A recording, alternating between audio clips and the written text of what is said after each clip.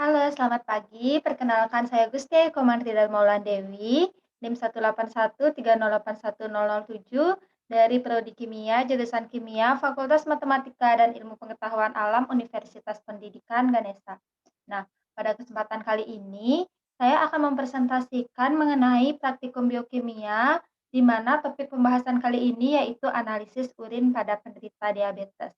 Nah, next, pada pembahasan nomor satu ada soal sebutkan minimal 3 komponen urin manusia. Nah, urin normal manusia terdiri dari air, urea, asam urat, amonia, kreatinin, asam laktat, asam fosfat, asam sulfat, klorida, dan garam.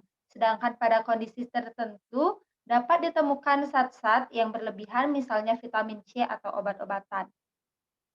Next ke pembahasan nomor 2, sebutkan sifat-sifat fisika urin. Nah, faktor yang mempengaruhi jumlah urin dihasilkan seseorang antara lain adalah volume air yang diminum, suhu, banyak garam yang harus dikeluarkan di dalam tubuh, zat-zat diuretik seperti kopi dan alkohol yang dapat mengurangi penyerapan ion Na+, sehingga penyerapan tersebut terhambat dan volume air akan meningkat. Sifat fisik urin ialah mempunyai jumlah ekskresi dalam 24 jam kurang lebih 1.500 mililiter, tergantung pemasukan cairan dan faktor lainnya. Selain itu juga mempunyai warna bening dan bila dibiarkan akan menjadi keruh. Warna kuning tergantung dari kepekatan, diet, obat-obatan, dan sebagainya. Next, ke pembahasan nomor 3. Jelaskan perbedaan siklus urea dengan siklus nitrogen. Nah, siklus urea atau disebut juga dengan siklus ornitin ialah siklus reaksi biokimia yang menghasilkan urea atau NH2 2CO dari amonia NH3. Siklus ini terjadi pada organisme ureotelik. Siklus urea mengubah amonia yang sangat beracun menjadi urea. Siklus urea terjadi terutama di hati dan pada tingkat yang lebih rendah di ginjal. Sedangkan siklus nitrogen ialah suatu proses perubahan senyawa yang mengandung unsur nitrogen yang kemudian berubah menjadi berbagai macam bentuk kimiawi lain. Next ke pembahasan nomor 4, jelaskan tahap-tahap siklus urea. Tahap pertama ialah sintesis karbomil fosfat. Kondensasi 1 mol masing-masing ion amonium, karbon dioksida, dan fosfat yang berasal dari ATP untuk membentuk karbomil fosfat dikatalisis oleh karbomil fosfat sintase. Enzim yang terdapat dalam mitokondria hati organisme ureotelik. 2 mol ATP yang dihidrolisis selama reaksi ini menyediakan tenaga penggerak untuk sintesis 2 ikatan kovalen ikatan amida dan ikatan campuran asam karboksilat asam fosfat anhidrida dari karbomil fosfat. Di samping Mg2+, suatu asam dirkarboksilat lebih disukai N-asetilglutamat, dibutuhkan peranan tepat nasetilglutamat tidak diketahui dengan pasti. Kehadirannya menyebabkan banyak perubahan karbamyl fosfat sintase yang membuka atau ekspos gugus sulfidril tertentu, menyembunyikan gugus lainnya dan mempengaruhi afinitas enzim untuk ATP. Kemudian, tahap kedua ialah sintesis citrulline, pemindahan gugus karbomil dari karbomil fosfat ke ornitin. Citrulline plus Pi dikatalisis oleh L-ornitin transkarbomilase mitokondria hati. Reaksi sangat spesifik untuk ornitin dari keseimbangan cenderung kuat di sintesis citrulline. Kemudian, reaksi yang ketiga ialah sintesis arginosuksinat. Dalam reaksi ini, arginosuksinat sintase aspartat dan spirulin diikat bersamaan melalui gugus asam aspartat, gugus amino aspartat. Reaksi membutuhkan ATP dan keseimbangan cenderung kuat ke sintesis arginosuksinat.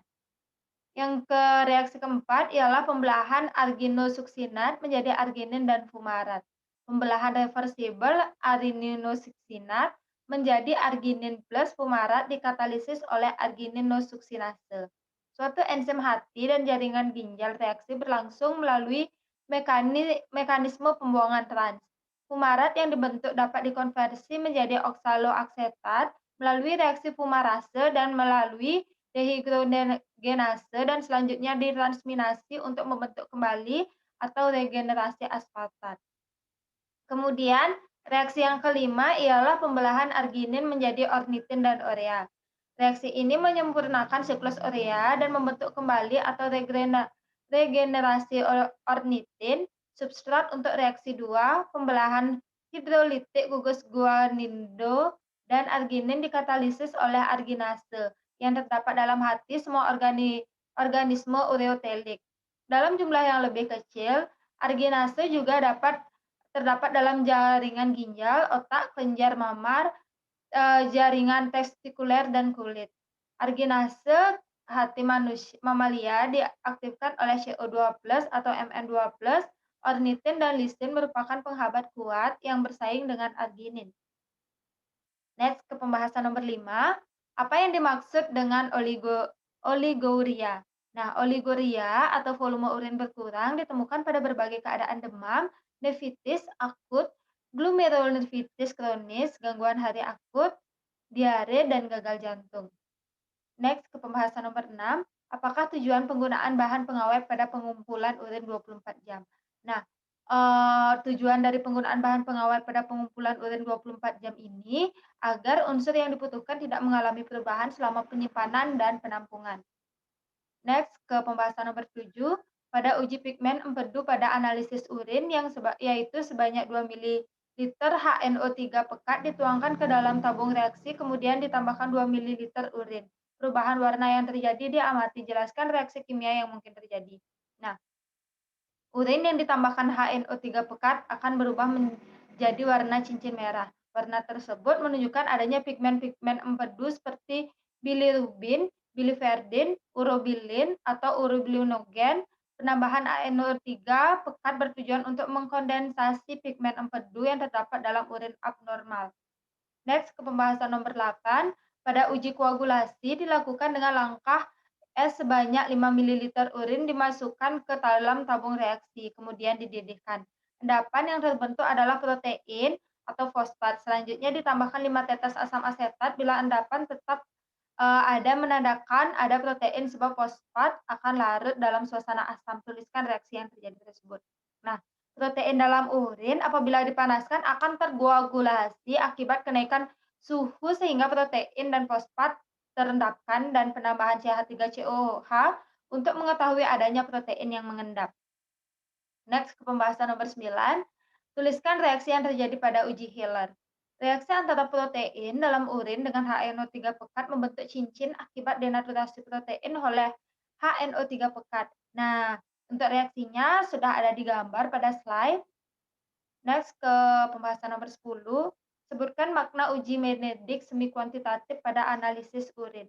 Uji Benedict semi kuantitatif ini dilakukan untuk mengetahui kandungan glukosa dalam urin dapat dilakukan secara semi kuantitatif, di mana prinsip dasar uji Benedict ialah gugus aldehid atau keton bebas gula yang mereduksi kuprioksida dalam reaksi Benedict menjadi kuproksida yang berwarna. Hasil positif yang ditunjukkan dari uji Benedict yaitu timbulnya endapan yang berwarna hijau, kuning, atau merah. Pengujian Benedict ini dapat memperkirakan secara semi kuantitatif kadar gula yang terkandung dalam urin. Next ke pembahasan nomor 11, jelaskan uji penerapan kadar kreatin urin. Nah, Blanco, ke dalam labu ukur 100 ml, tambahkan sebanyak 1,5 ml NaOH 10%, 20 ml larutan asam pikrat jenuh dan 1 ml Aquades, kemudian kocok dan diamkan 25 menit. Encerkan larutan dalam labu ukur sampai tanda batas, kemudian ukur absorbansinya pada panjang gelombang 540 nanometer. Standar 1 dan standar 2, ke dalam labu ukur 100 ml, tambahkan sebanyak 1,5 ml NaOH 10%, 20 ml larutan asam pikrat jenuh dan 1 ml standar 1 dan 2, kemudian kocok dan diamkan 25 menit. Encerkan larutan dalam labu ukur sampai tanda batas, kemudian ukur absorbansinya pada panjang gelombang 540 nanometer.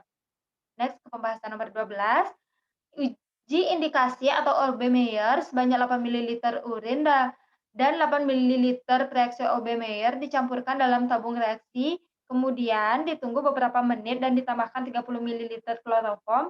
Larutan dicampur dengan membalik-balikan tabung kira-kira 10 kali. Kloroform akan mengekstraksi biru indigo. Senyawa apakah biru indigo itu? Nah, Warna biru indigo ini diakibatkan karena adanya reaksi Obermeyer yang mengandung FeCl3 dalam HCl pekat mengoksidasi gugus hidroksil membentuk biru indigo yang larut dalam kloroform. Next ke pembahasan nomor 13. Pada uji benda keton atau rotera, yakni sebanyak 5 ml urin di mana ke dalam tabung reaksi ditambahkan kristal amonium sulfat sampai jenuh. Kemudian ditambahkan 2 sampai 3 tetes Na nitrofusid dan 1 sampai 2 tetes amonium hidroksida pekat. Didiamkan selama 30 menit, hasil positif ditandai oleh warna ungu. Apa yang menyebabkan terjadinya warna ungu pada reaksi di atas? Nah, terjadinya warna ungu pada reaksi tersebut ialah dikarenakan adanya reaksi sampel dengan Na-nitroperoksida, yang mana jika terjadi cincin ungu pada perbatasan kedua lapisan cairan, maka menandakan urin mengandung benda keton. Next ke nomor 14, jelaskan peran enzim arginosuksinat liase.